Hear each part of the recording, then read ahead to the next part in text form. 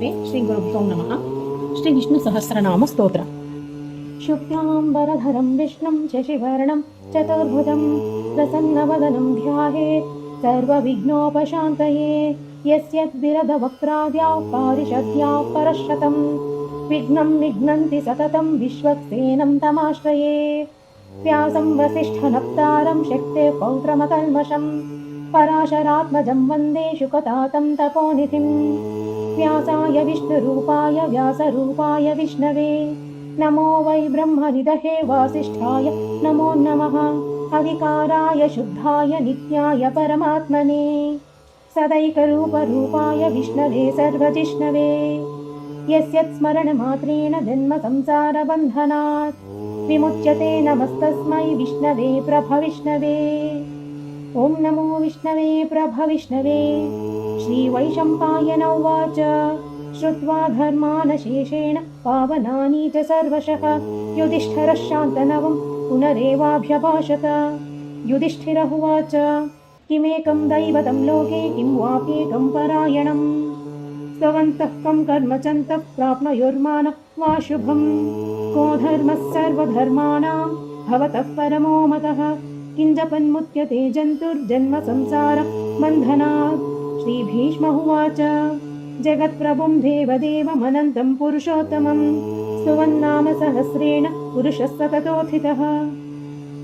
तमेव चार्चया नित्यं भक्त्या पुरुषमव्ययं ध्यायन् स्तुवन्नाम्नश्च यजमानस्तमेव च। अनादिनिधनं विष्णुं सर्वलोकमहेश्वरं लोकाध्यक्षं स्तुवन्नित्यं सर्वदुःखातिगो भवेत्। ब्रह्मण्यं सर्वधर्मज्ञं लोकानां कीर्तिवर्धनं लोकनाथं महद्भूतं सर्वभूतभवोद्भवम्। एष मे सर्वधर्माणां धर्मोऽधिकतमो मतः यद्भक्त्या पुण्डरीकाक्षं स्तवैरच्चेन रसदा। परमं यो महत्तेजः परमं यो महत्तपः परमं यो महद्ब्रह्मा परमं यः परायणम् पवित्राणां पवित्रं यो मङ्गलानां च मङ्गलं दैवतं देवतानां च भूतानां यो व्ययाप्यत। यतः सर्वाणि भूतानि भवन्त्यादियुगागमे यस्मिंश्च प्रलयं यान्ति पुनरेव युगक्षये तस्य लोकप्रधानस्य जगन्नाथस्य भूपते विष्णुर्नाम सहस्रं मे शृणु पापभयापहम्। यानि नामानि गौणानि विख्यातानि महात्मनः ऋषिभिः परिगीतानि तानि वक्ष्यामि भूतये। ऋषिर्नाम्नां सहस्रस्य वेदव्यासो महामुनिः छन्दोऽनुष्टुप् तथा देवो भगवान् देवकीसुतः अमृतांशोद्भवो बीजं शक्तिर्देवकीनन्दनः त्रिसामारुदयं तस्य शान्त्यर्थे विनियुज्यते। विष्णुं जिष्णुं महाविष्णुं प्रभविष्णुं महेश्वरम् अनेकरूपदैत्यान्तं नमामि पुरुषोत्तमम्। अस्य श्रीविष्णोर्दिव्यसहस्रनाम स्तोत्रमहामन्त्रस्य श्रीवेदव्यासो भगवान् ऋषिः अनुष्टुप्छन्दः श्रीमहाविष्णुः परमात्मा श्रीमन्नारायणो देवता अमृतांशोद्भवो भानुरिति बीजं देवकीनन्दनस्रष्टेति शक्तिः उद्भवः क्षोभनो देव इति परमो मन्त्रः शङ्खवृन्नन्दकी चक्रेति कीलकम् श्राङ्गधन्वा गदाधर इत्यस्त्रम् रथाङ्गपाणिरक्षोभ्य इति नेत्रम् त्रिसामसामगस्सामीति कवचम् आनन्दं परब्रह्मेति योनिः ऋतः सुदर्शनकाल इति दिग्बन्धः श्रीविश्वरूप इति ध्यानम् श्रीमहाविष्णुप्रीत्यर्थे सहस्रनामजपी विनियोगः। ध्यानम् क्षीरोधन्वत्प्रदेशे शुचिमणिविलसत्सैकते मौक्तिकानां मालाक्लुप्ततासनस्फटिकमणिनिभैर्मौक्तिकैर्मण्डिताङ्गः शुभ्रैरभ्रैरदभ्रैर्परिविरचितैर्मुक्तपीयूषवर्षैः आनन्दीनः पुनीयदरिनन्नगदा शङ्खपाणिर्मुकुन्दः भूः पादौ यस्य नाभिर्व्यदसुर नीलश्चन्द्रसूर्यौ च नेत्रे कर्णावाशाशिरोद्योर्मुखमपि दहनो यस्य वास्तेयमद्भिः अन्तस्तं यस्य विश्वं सुरनरखगो भोगि गन्धर्व दैत्यैः चित्रं रम्यते तं त्रिभुवनवपुषं विष्णुमीशं नमामि। ॐ नमो भगवते वासुदेवाय। शान्ताकारं भुजगशयनं पद्मनाभं सुरेशं विश्वाधारं गगनसदृशं मेघवर्णं शुभांगं लक्ष्मीकान्तं कमलनयनं योगिरुध्यानगम्यं वन्दे विष्णुं भवभयहरं सर्वलोकैकनाथं मेघश्यामं पीतकौशेयवासं श्रीवत्साङ्कं कौस्तुभोद्भासिताङ्गं पुण्योपेतं पुण्डरीकायताक्षं विष्णुं वन्दे सर्वलोकैकनाथं नमः समस्तभूतानामादिभूताय भूभृते अनेकरूपरूपाय विष्णवे प्रभविष्णवे सशङ्खचक्रं सकिरीटकुण्डलं सपीतवस्त्रं सरसीरुहेक्षणं सहारवक्षस्थलशोभिकौस्तुभं नमामि विष्णुं शिरसा चतुर्भुजं छायायां पारिजातस्य हेमसिंहासनोपरि आसीनमम्बुदश्याममायताक्षमलङ्कृतं चन्द्राननं चतुर्बाहुं श्रीवत्साङ्कितवक्षसं रुक्मिणी सत्यभामाभ्यां सहितं कृष्णमाश्रये। ॐ विश्वस्मै नमः। विश्वं विष्णुर्वषट्कारो भूतभव्यभवत्प्रभुः भूतकृद्भूतभृद्भावो भूतात्मा भूतभावनः भूतात्मा परमात्मा च मुक्तानां परमागतिः अव्ययः पुरुषः साक्षी क्षेत्रज्ञोऽक्षर एव च योगो योगविदां नेता प्रधानपुरुषेश्वरः नारसिंहः वपुः श्रीमान् केशवः पुरुषोत्तमः सर्वशर्वशिवस्थाणुर्भूतादिथिरव्ययः सम्भवो भावनो भर्ता प्रभवः प्रभुरीश्वरः स्वयंभू शम्भुरादित्यः पुष्कराक्षो महास्वनः अनादिनिधनो धाता विधाता धातुरुत्तमः अप्रमेयो ऋषिकेशः पद्मनाभो मरप्रभुः विश्वकर्मा मनस्त्वष्टा स्थविरो ध्रुवः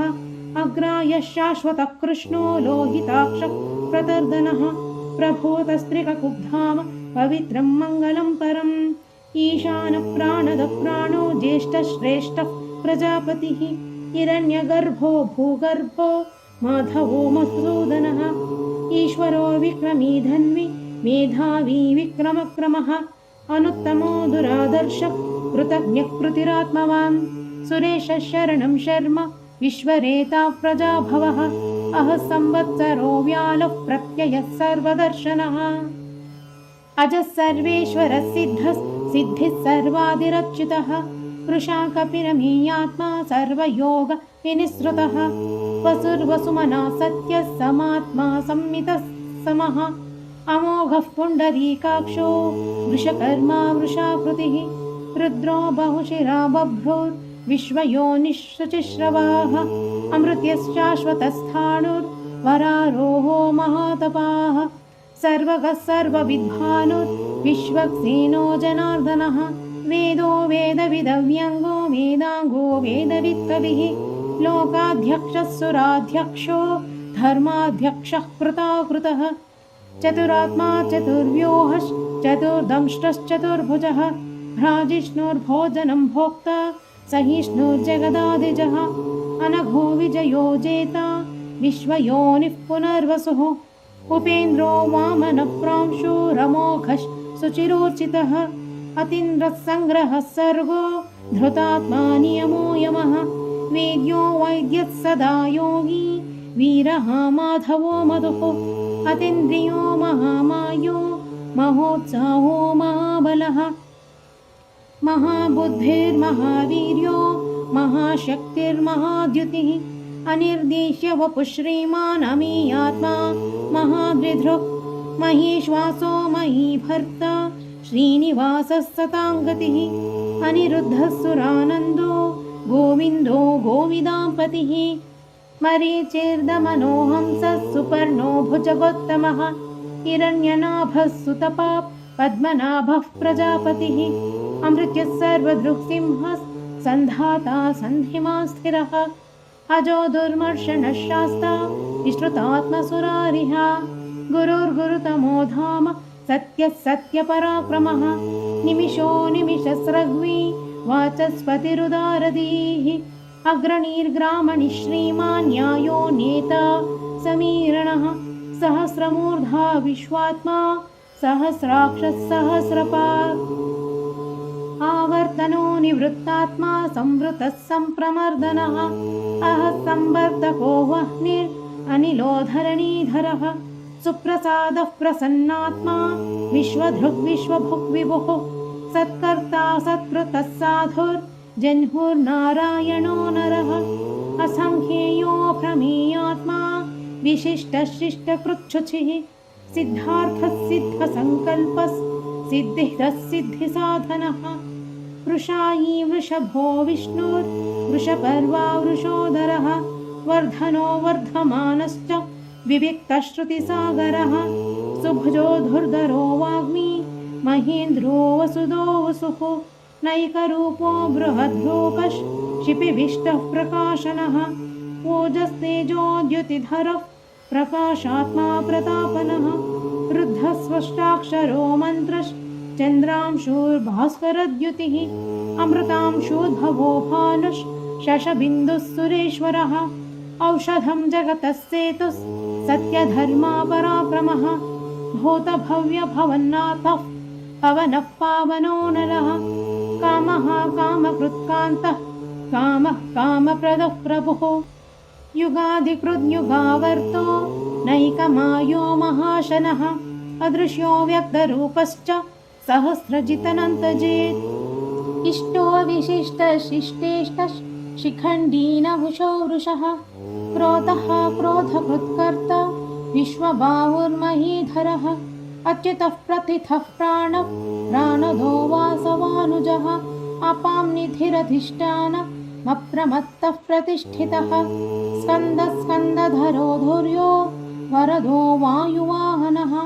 वासुदेवो बृहद्भानुर् आदिदेवः पुरन्दरः अशोकस्तारणस्तारः शूरः शौरिर्जनेश्वरः अनुकूलः शतावर्तः पद्मी पद्मनिभेक्षणः पद्मनाभोरविन्दाक्षः पद्मगर्भः शरीरभृत् महर्निरुद्धो रुद्धात्मा महाक्षो गरुडध्वजः अतुलः शरभो भीमः समयज्ञो अविर्हरिः सर्वलक्षणलक्षण्यो लक्ष्मीवान् समितिञ्जयः वीक्षरो रोहितो मार्गो हेतुर्दामोदरः सहः मयीधरो महाभागो मेघवानमिताशनः उद्भवः क्षोभणो देवः श्रीगर्भः परमेश्वरः करणं कारणं कर्ता विकर्ता गहनो गुहः व्यवसायो व्यवस्थानः संस्थानस्थानदो ध्रुवः परर्दिः परमस्पष्टः तुष्टः पुष्टः शुभेक्षणः रामो विरामो विरतो मार्गो नीयोनयोनयः वीरः शक्तिमतां श्रेष्ठो धर्मो धर्मविदुत्तमः वैकुण्ठः पुरुषः प्राणदः प्रणवः पृतुः हिरण्यगर्भः शत्रुघ्नो व्याप्तो वायुरदोक्षजः पृतः सुदर्शनः कालः परमेष्ठी परिग्रहः उग्रः संवत्सरो दक्षो विश्रामो विश्वदक्षिणः विस्तारस्तावरस्थाणुः प्रमाणं बीजमव्ययम् अर्थोऽनर्थो महाकोशो महाभोगो महाधनः अनिर्विण्णस्थविष्टोऽभो धर्मयूपो महामखः नक्षत्रनेमिर्नक्षत्री क्षमः क्षामः समीहनः यज्ञायुज्ञो मयेज्यश्च प्रत्युः सत्रं सताङ्गतिः सर्वदर्शी विमुक्तात्मा सर्वज्ञो ज्ञानमुत्तमम् सुहृतः सुमुखः सूक्ष्मः सुघोषः सुखदः सुहृतः मनोहरो जितक्रोधो वीरबाहुर्विदारणः स्वापनस्ववशो व्यापी नैकात्मा नैककर्मकृत् वत्सरो वत्सलो वत्सी रत्नगर्भो धनेश्वरः धर्मगुप्धर्मकृद्धर्मी सतसत्क्षरमक्षरम् अविज्ञाता सहस्रांशुर्विधाता कृतलक्षणः गभस्तिनेमि सत्त्वस्थः सिंहो भूतमहेश्वरः आदिदेवो महादेवो देवेशो देवभृद्गुरुः उत्तरो गोपतिर्गोप्ता ज्ञानगम्यः पुरातनः शरीरभूतभृद्भोक्ता कपीन्द्रो भूरिदक्षिणः सोमपोमृतपः सोमः पुरुजित्पुरुषत्तमः विनयो जयत्सत्यसन्धो दाशार्हः सात्वतां पतिः जीवो विनयिता साक्षी मुकुन्दोमित विक्रमः अम्भोनिधिरनन्तात्मा महोदधिशयोऽन्तकः अजो महर्हा स्वाभाव्यो जितमित्रः प्रमोदनः आनन्दो नन्दनो नन्दः सत्यधर्मा त्रिविक्रमः महर्षिः कपिलाचार्यः कृतज्ञो मेदिनीपतिः त्रिपदस्त्रिदशाध्यक्षो महाशृङ्गः कृतान्तकृत् महावराहो गोविन्दः सुषेणः कनकाङ्गदी गुह्यो गभीरो गहनो गुप्तश्चक्रगदाधरः मेधास्वाङ्गोजितकृष्णो दृढः सङ्कर्षणोचितः वरुणो वारुणो वृक्षः विष्कराक्षो महामनाः भगवान् भगवानन्दी वनमाली अलायुधः आदित्यो ज्योतिरादित्यः सहिष्णुर्गतिसत्तमः सुधन्वाखण्डपरशुर्दारुणो द्रविणप्रदः दिवस्पृक् सर्वदृग्व्यासो वाचस्पतिरयो निजः त्रिसामा सामगः सामा निर्वाणं भेषजं भिषक सन्न्यासकृच्चमः शान्तो निष्ठा शान्तिः परायणं शुभाङ्गः शान्तिदस्रष्टा कुमुदः कुवलेशयः गोयितो गोपतिर्गोप्ता वृषभाक्षो वृषप्रियः अनिवर्ती निवृत्तात्मा संक्षेप्ता क्षेमपृच्छुचिः श्रीवत्सवक्षा श्रीवासः श्रीपतिः श्रीमताम्बरः श्रीधश्रीशः श्रीनिवासः श्रीनिधिः श्रीविभावनः श्रीधरः श्रीकरः श्रेयः श्रीमालोकत्रयाश्रयः स्वक्षस्वङ्गः शतानन्दो नन्दिर्ज्योतिर्गणेश्वरः विजितात्मा विधेयात्मा तत्कीर्तिश्छिन्नसंशयः उदीर्णः सर्वतश्चक्षुरनीशः शाश्वतस्थिरः भूषयो भूषणो भूतिर्विशोकश्चोकनाशनः अर्चिष्मानर्चितः कुम्भो विशुद्धात्मा विशोधनः अनिरुद्धो प्रतिरथः प्रद्युम्नोमितविक्रमः कालनेमी निहावीरः शौरिः शूरजनेश्वरः त्रिलोकात्मा त्रिलोकेशः केशवः केशिहा हरिः कामदेवः कामपालः कामी कान्तः कृतागमः अनिर्देश्य वपुर्विष्णुर्वीरोऽनन्तो धनञ्जयः ब्रह्मण्यं ब्रह्मकृद्ब्रह्मा ब्रह्मा ब्रह्मविवर्धनः ब्रह्मविद्ब्राह्मणो ब्राह्मी ब्रह्मज्ञो ब्राह्मणप्रियः महाक्रमो महाकर्मा महातेजा महोरगः महाक्रमर्महायज्मा महायज्ञो महाविः स्तव्यस्तव प्रियस्तोत्रं स्तुतिस्तोत प्रणप्रियः पूर्णपूरयिता पुण्यः पुण्यकीर्ति प्रणामयः मनोजवस्तीर्थकरो वसुदेता वसुप्रदः वसुप्रदो वासुदेवो वसुर्वसुमनाविः सद्गतिस्सत्कृतिः सत्था सद्भूतिः सत्परायणः शूरसेनो यदुश्रेष्ठः सन्निवासः सुयामुनः भूतावासो वासुदेवः सर्वासु निलयो नलः दर्पः दर्पदो दृप्तो दुर्धरोऽथ पराजितः विश्वमूर्तिर्महामूर्तिर्दीप्तमूर्तिरमूर्तिमान् अनेकमूर्तिरव्यक्तः शतमूर्तिः शताननः एकोनैकः सवः किं यत्तत्पदमनुत्तमम् लोकबन्धो लोकनाथो माधवो भक्तवत्सलः सुवर्णवर्णो हेमाङ्गो वराङ्गश्चन्दनाङ्गदी वीरः विषमशून्यो धृताशीरचलश्चलः अमानी मानदो मान्यो लोकस्वामी त्रिलोकधृ सुमेधा मेधजो धन्यः सत्यमेधाधराधरः तेजो वृषो द्युतिधरः सर्वशस्त्रभृताम्बरः प्रग्रहो निग्रहो व्यग्रो नैकशृङ्गो गदाग्रजः चतुर्मूर्तिश्च चतुर्व्यूहश्चतुर्गतिः चतुरात्मा चतुर्भावश्चतुर्वेदविदेकपात् समावर्तो निवृत्तात्मा दुर्जयो दुरतिक्रमः दुर्लभो दुर्गमो दुर्गो दुरावासो दुरारिः शुभाङ्गो लोकसारङ्गस् सुतन्तुस्तन्तुवर्धनः इन्द्रकर्मा महाकर्मा कृतकर्मा कृतागमः उद्भवः सुन्दरः सुन्दो रत्ननाभः सुलोचनः अर्को वाचसनः शृङ्गी जयन्तः सर्वविजयी सुवर्णबिन्दुरक्षोभ्यः सर्ववागीश्वरेश्वरः महारथो महागर्तो महाभूतो महानिधिः कुमुदः कुन्दरः कुन्दः पर्जन्यः पावनोऽनिलः अमृतांशोऽमृतवपुः सर्वज्ञः सर्वतोमुखः सुलभः सुवृतः सिद्धः शत्रुजित् शत्रुतापनः न्यग्रधोदुम्बरोऽश्वत्थः चाणुरान्ध्रानिशोधनः सहस्रार्चिः सप्तजिह्वः सप्तैधा सप्तवाहनः अमूर्तिरनघोचिन्त्यो भयकृद्भयनाशनः अनुर्बृहत्पुरुषस्थूलो गुणभृन्निर्गुणो महान् अधृतस्वधृतस्वास्य प्राग्वंशो वंशवर्धनः भारभृत्खदितो योगी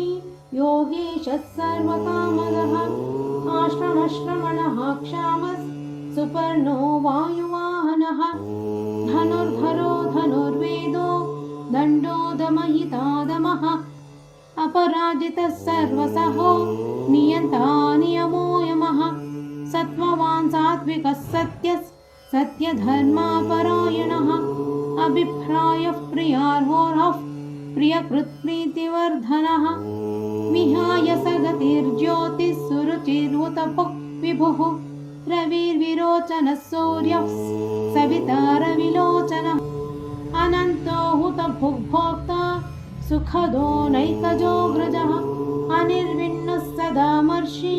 लोकाधिष्ठानमद्भुतः सनातनतमः कपिलः कपिरव्ययः स्वस्तिदः स्वस्तिकृत् स्वस्ति स्वस्ति भुक् स्वस्ति दक्षिणः अरौद्रः कुण्डलीचक्री विक्रम्योर्जितशासनः शब्दातिकशब्दसः शिशिरः शर्वरीकरः अक्रूरः पेशलो दक्षो दक्षिणः क्षमिणाम्बरः विद्वत्तमो वीतभयः पुण्याश्रवणकीर्तनः उत्तारणो दुष्कृतिः पुण्यो दुःस्वप्ननाशनः वीरः रक्षणः सन्तो जीवनः पर्यवस्थितः अनन्तरूपोऽनन्तश्रीर्जितमन्युर्भयापहः चतुरश्रो गभीरात्मा विदिशो व्यादिशो दिशः अनादिर्भुर्भुवो लक्ष्मीः सुवीरो रुचिराङ्गदः जननो जन्म जन्मादिर् भीमो भीमपराक्रमः आधारनिलयो धाता पुष्पः सप्रजागरः ऊर्ध्वगः सत्पथाचारः प्राणदः प्रणवः पणः प्रमाणं प्राणनिलयः प्राणभृत् प्राणजीवनः तत्त्वं तत्त्वविदेकात्मा जन्म मृत्युजरातिगः भूर्भुवस्वस्तरुस्तारः सविता प्रपितामहः यज्ञो यज्ञपतिर्यज्ञा यज्ञाङ्गो यज्ञवाहनः यज्ञभृद्यज्ञकृद्यज्ञी यज्ञभुग्यज्ञसाधनः यज्ञातकृत्यज्ञगुह्यमन्नमन्नाद एव च आत्मयोनिस्वयं जातो वैखानः सामगायनः देवकीनन्दनस्रष्टा क्षितेशः पापनाशनः शङ्खबृन्नन्दकी चक्री शाङ्गधन्वा गदाधरः रथाङ्गपाणि रक्षोभ्यः सर्वप्रहरणायुधः श्रीसर्वप्रहरणायुधः ॐ नमः इति वनमाली गदी श्राङ्गी शङ्खी चक्री च नन्दकी श्रीमान्नारायणो विष्णुर्वासुदेवो विरक्षतु वनमाली गदिश्राङ्गी शङ्खी चक्रे च नन्दके श्रीमान्नारायणो विष्णुर्वासुदेवो विरक्षतु वनमाली गदिश्राङ्गी शङ्खी चक्रे च नन्दके श्रीमान्नारायणो विष्णुर्वासुदेवोऽभिरक्षतु श्रीवासुदेवोऽभिरक्षतु ॐ नमः इति इतेदं कीर्तनीयस्य केशवस्य महात्मनः नाम्नां सहस्रं दिव्यनामशेषेण प्रकीर्तितं य इदं शृणुया नित्यं यश्चापि परिकीर्तयेत् नाशुभं प्राप्नुयात् किञ्चित् सोमुत्रेह च मानवः वेदान्तगो ब्राह्मणस्य क्षत्रियो विजयी भवेत् वैश्योदनसमृद्ध्यस्य शूद्रसुखमवाप्नुयात् धर्मार्थी प्राप्नुयात् धर्ममर्थार्थी चाप्तमाप्नुयात् कामनावाप्नुयात् कामी प्रजार्थी चाप्नुयात् प्रजां भक्तिमान् यः सदुत्थाय शुचिः सद्गतः मानसः सहस्रं वासुदेवस्य नाम्नाम् एतत् प्रकीर्तयेत् यतः प्राप्नोति विपुलं ज्ञाति प्राधान्यमेव च अचलां श्रियमाप्नोति श्रेयः प्राप्नोत्यनुत्तमम् न भयं क्वचिदाप्नोति वीर्यं तेजश्च विन्दति भवत्यरोगो द्युतिमान् बलरूपगुणान्वितः रोगार्तो मुच्यते रोगात् बद्धो मुच्येत बन्धनात् भयान्मुच्येत भीतस्तो मुच्येतापन्नापदः दुर्गान्यतितरत्याशु पुरुषः पुरुषोत्तमं स्तुवन्नाम सहस्रेण नित्यं भक्तिसमन्वितः वासुदेवाश्रयो मर्त्यो वासुदेवपरायणः सर्वपापविशुद्धात्मा याति ब्रह्म सनातनं न वासुदेवभक्तानामशुभं विद्यते क्वचित् जन्म मृत्युजरा व्याधि भयं नैवोपजायते इमं स्तवमधीयानः श्रद्धा भक्तिसमन्वितः युज्येतात्मा सुखक्षान्ति श्रीधृतिस्मृतिकीर्तिभिः न क्रोधो न च मात्सर्यं न लोभो नाशुभा मतिः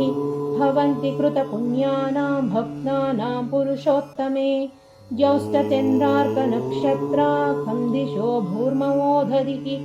वासुदेवस्य वीर्येण विधृतानि महात्मनः ससुरासुरगन्धर्वं स यक्षोरगराक्षसं जगद्वशे वर्ततेदं कृष्णस्य सचराचरम् इन्द्रियाणि मनोबुद्धिः सत्त्वं तेजो बलं धृतिः वासुदेवात्मकान्याहुः क्षेत्रं क्षेत्रज्ञ एव च सर्वागमानामचारः प्रथमं परिकल्पते आचारप्रभवो धर्मो धर्मस्य प्रभुरच्युतः ऋषयः पितरो देवा महाभूतानि धातवः जङ्गमं चेदं जगन्नारायणोद्भवम् योगो ज्ञानं तथा साङ्ख्यं विद्या शिल्पादिकर्म च वेदाशास्त्राणि विज्ञानम् एतत् सर्वं जनार्दनात् एको विष्णोर्महद्भूतं पृथग्भूतान्यनेकशः त्रिलोकान् व्याप्य भूतात्मा भुङ्क्ते विश्वभुक्व्ययः इमं स्तवं भगवतो विष्णुर्व्यासेन कीर्तितं पठेद्य इच्छेत् पुरुषश्रेयः प्राप्तुं सुखानि च विश्वेश्वरमजं देवं जगतः प्रभुमव्ययं भजन्ति ये पुष्कराक्षं न ते यान्ति पराभवम् ॐ नमः इति अर्जुन उवाच पद्मपत्रविशालाक्ष पद्मनाभसुरोत्तमा भक्तानामनुरक्तानां त्राता भव जनार्दन श्रीभगवानुवाच यो मां नाम सहस्रेण स्तोतुमिच्छति पाण्डव सोऽहमेकेन श्लोकेन स्तुत एव न संशय ॐ नमः इति व्यास उवाच वासनाद्वासुदेवस्य वासितं भुवनत्रयं सर्वभूतनिवासोऽसि वासुदेव नमोऽस्तु ते श्रीवासुदेव नमोऽस्तु ॐ नमः इति पार्वत्युवाच केनोपायेन लघुना विष्णोर्नाम सहस्रकं पठ्यते पण्डितैर्नित्यं श्रोतुमिच्छाम्यहं प्रभो ईश्वर उवाच श्रीराम राम रामेति रमे रामे मनोरमे सहस्रनाम तत्तुल्यं राम नाम वरानने श्रीराम राम रामेति रमे रामे मनोरमे सहस्रनाम तत्तुल्यं राम नाम वरानने श्रीराम राम रामेति रमे रामे मनोरमे सहस्रनाम तत्तुल्यं राम नाम वरानने श्रीराम नाम वरानन ॐ नमः इति ब्रह्मोवाच नमोऽस्त्वनन्ताय सहस्रमूर्तये सहस्रपादाक्षि शिरोरुबाहवे सहस्रनाम्ने पुरुषाय शाश्वते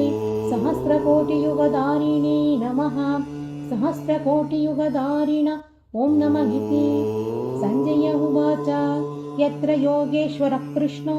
यत्र पार्थो धनुर्धरः तत्र श्रीर्विजयो भूतिर्ध्रुवा धीतिर्मतिर्मम श्रीभगवानुवाच अनन्याश्चिन्तयन्तो मां येन जनाः पर्युपासते तेषां नित्याभियुक्तानां योगक्षेमं वहाम्यहं परित्राणाय साधूनां विनाशाय च दुष्कृतां धर्मसंस्थापनार्थाय सम्भवामि युगे युगे आर्ताविषण्णाशिथिनाश्च पीताः घोरेषु च व्याधीषु वर्धमानाः संकीर्त्य नारायण शब्दमात्रं विमुक्तदुःखा सुखिनो भवन्तु आर्ताविषण्णाशिथिनाश्च भीताः घोरेषु च व्याधिषु वर्तमानाः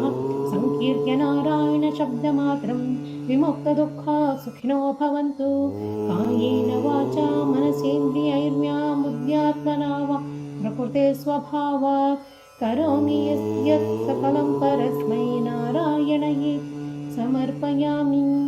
यदक्षरपदभ्रष्टं मात्राहीनं तु यद्भवेत् तत्सर्वं क्षम्यतां देव नारायण नमोऽस्तु ते विसर्गबिन्दुमात्राणि पदपादाक्षराणि च न्यूनानि चारिरिक्तानि क्षमस्व पुरुषोत्तमा सर्वं श्रीकृष्णार्पणमस्तु।